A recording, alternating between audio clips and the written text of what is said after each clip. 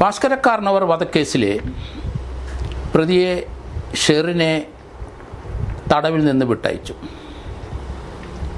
കഴിഞ്ഞ 14-15 വർഷമായിരുന്നു ജീവപര്യന്തം തടവ് ശിക്ഷ അനുഭവിച്ചത്. 14 വർഷം കഴിഞ്ഞാൽ സാധാരണഗതിയിൽ ജീവപര്യന്തം തടവുകാർക്ക് ഇളവ് കൊടുക്കാം എന്ന് സുപ്രീം കോടതി പറഞ്ഞിട്ടുണ്ടായിരുന്നു. അതനുസരിച്ച് 14 വർഷം കഴിഞ്ഞപ്പം ഷെറിന് ഗവൺമെൻറ്റിൽ അപേക്ഷ കൊടുത്തു. ഒരു 2 വർഷമായി അപേക്ഷ കൊടുത്തിട്ട് ഇതുവരെ ജാമ്യമല്ല റിലീസിങ് അനുവദിച്ചില്ല. അതുകൊണ്ട് ജയിലിൽ ചില പ്രശ്നങ്ങൾ ഉണ്ടാക്കിക്കൊണ്ടിരുന്നു. പ്രശ്നം കൂടിക്കഴിഞ്ഞപ്പം ഷെറിനെ കണ്ണൂർ സെൻട്രൽ ജയിലിലാക്കി. ഏതായാലും സംസ്ഥാന മന്ത്രിസഭ ക്യാബിനറ്റിൽ വെച്ച് ഷെറിനെ വിട്ടയക്കാൻ തീരുമാനമെടുത്തു. ഷെറിനൊരു മകനുണ്ട്. ജയിൽവാസമായിട്ട് 10-15 വർഷമായി. അവൻ ഒറ്റയ്ക്കാണ്. ഭാസ്കര കാർണവരുടെ മകനാണ് ഷെറിനെ വിവാഹം കഴിച്ചത്.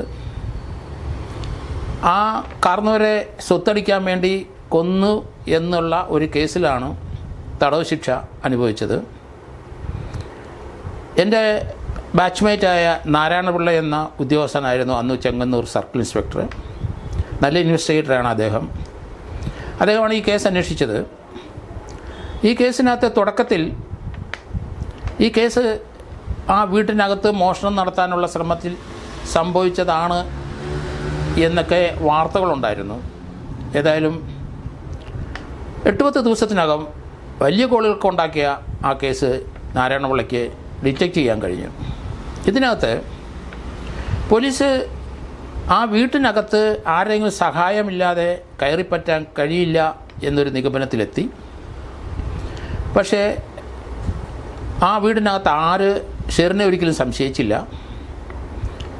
എന്തായാലും ഭാസ്കര കാർണവരുടെ ശവദാഹമെല്ലാം കഴിഞ്ഞ ശേഷം പോലീസ് ഇവരെ ചോദ്യം ചെയ്തു. ഷെറിനെ, ഒരു കുട്ടിയുണ്ട്, മരുമകളാണ്.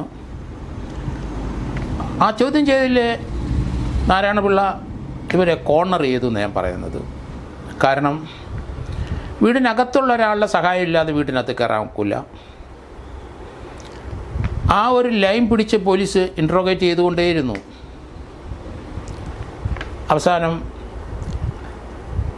ഭാസ്കര കാർണവരുടെ കൊലപാതകത്തിന് വീട്ടിനകത്ത് ഉള്ള ഒരാളുടെ സഹായമില്ലാതെ കാര്യം നടക്കില്ല എന്നുള്ള പോലീസിന് മാത്രമല്ല ഷെറിനും ബോധ്യപ്പെട്ടു. ഷെറിനപ്പോൾ ഒരു ഡിഫൻസ് ഉണ്ടാക്കി. ആ വീടിൻ്റെ 2ാം നിലയിൽ ഒരു സ്ലൈഡിങ് വിൻഡോ ഉണ്ട്, ഗ്ലാസ് ഇട്ടത്. അത് തുറക്കാം, അതിന് കുറ്റിയും കൊളുത്തൊന്നുമില്ല, സ്ലൈഡ് ചെയ്യുന്നതാണ്. അതിൽ അകത്ത് കയറാം.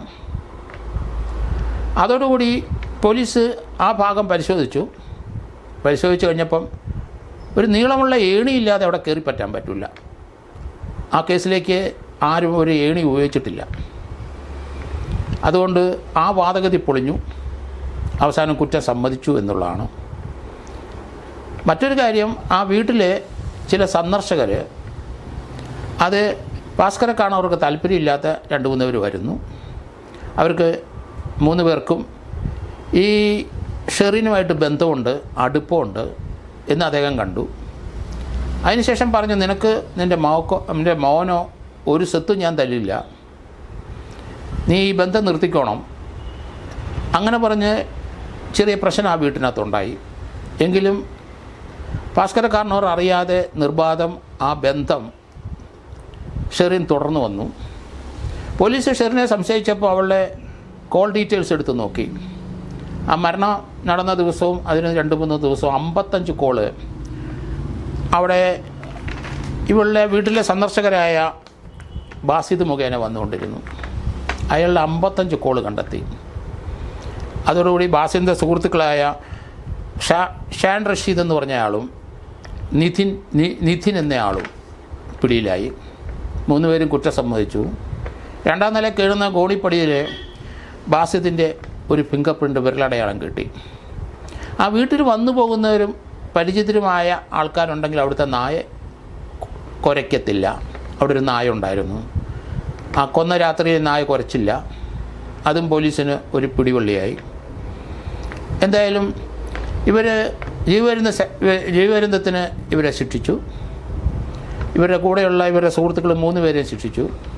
ബാസിദും ഷാൻ റഷീദും നിധിനും ലൈഫ് ഇംപ്രിസൺമെൻറ്റ് കിട്ടി. 14 വർഷം കഴിഞ്ഞപ്പം ഗവൺമെൻറ് പല സന്ദർഭത്തിൽ അപേക്ഷ കൊടുത്തു. ജീവപര്യന്തം തടവാണെങ്കിലും 14 വർഷം കഴിഞ്ഞിരിക്കുന്നത് ഇപ്പോൾ 1-2 വർഷം കൂടെ കഴിഞ്ഞു. ഞാനൊരു സ്ത്രീയാണ്, എനിക്കൊരു മകനുണ്ട്, ഇത്രയും വർഷം ഞാൻ ജയിലിലാണ് കിടന്നത്, അവൻ്റെ കാര്യം നോക്കണം. ഏതായാലും ക്യാബിനറ്റിൽ വെച്ച് അവരെ റിലീസ് ചെയ്യാനായിട്ട് മുഖ്യമന്ത്രി തീരുമാനമെടുത്തു.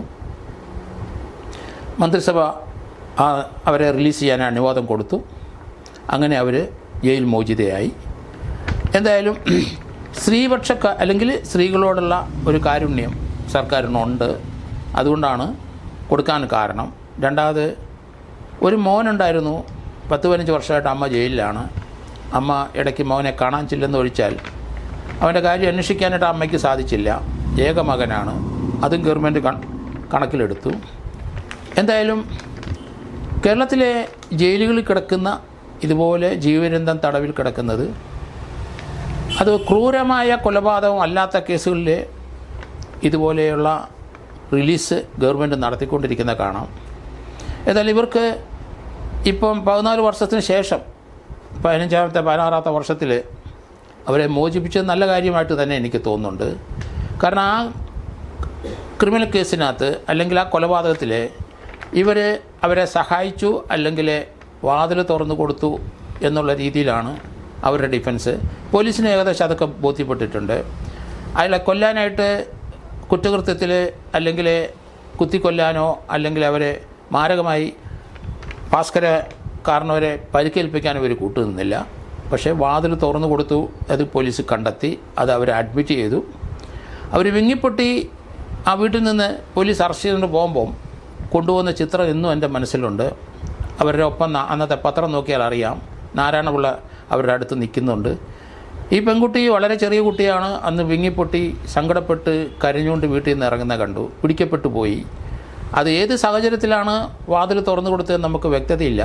എങ്കിലും ആ ഒരു എവിഡൻസിൻ്റെ പുറത്ത് ഈ മർഡർ അവർക്ക് അറിയാമായിരുന്നു എന്നുള്ളതാണ്. അദ്ദേഹത്തിൻ്റെ അല്ലെങ്കിൽ അമ്മായിപ്പനെ അല്ലെങ്കിൽ ഫാദർ ലോയെ കൊലപ്പെടുത്താൻ ഇവർ കത്തിയൊന്നും ഉപയോഗിച്ചില്ല, അതിന് കൂട്ടുനിന്നില്ല. പക്ഷേ ആ കൊലപാതകം ചെയ്യാൻ വേണ്ട സഹായം ചെയ്തു കൊടുത്തു എന്നുള്ളതാണ്. എന്തായാലും ഗവൺമെൻറ് ഉചിതമായ ഒരു തീരുമാനമായിട്ട് എനിക്ക് തോന്നുന്നു. പലരെയും നമ്മൾ റിലീസ് ചെയ്യുന്നത് നമുക്ക് കാണാം. പക്ഷേ ഇതൊരു തീർച്ചയായിട്ടും അവരെ ജയിൽ ശിക്ഷ അനുഭവിച്ച് കഴിഞ്ഞിരിക്കുന്നു. 14 വർഷം അവരെ ജയിൽ വിമോചിതരാക്കിയതിൽ വളരെ നല്ല കാര്യമായിട്ട് എനിക്ക് തോന്നുന്നത്.